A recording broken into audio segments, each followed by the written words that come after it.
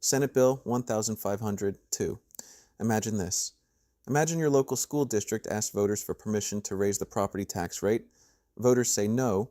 Then a hurricane floods schools a month later, and the district tries to use an emergency disaster rule to bring in money for repairs. What the bill says it does. It says it makes sure school districts cannot raise property tax rates through a disaster rule after voters already rejected a higher rate. What it actually does?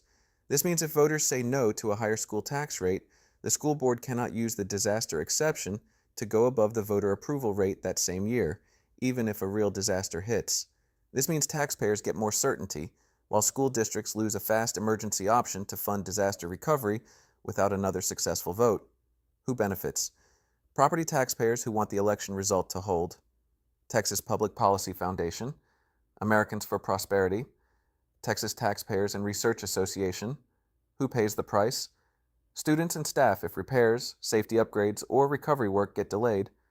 Parents if schools cut services or postpone fixes after a disaster. Local communities in disaster-prone areas where emergencies happen fast. Why it matters. Disasters do not wait for election calendars.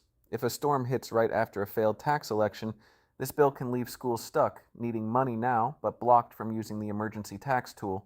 When schools cannot respond quickly, kids and families feel it first. Longer bus routes, crowded campuses, delayed repairs, and fewer resources when communities are already stressed. Bottom line, Senate Bill 1502 locks in a failed tax election result for the year, even if a disaster hits and schools need emergency funds fast.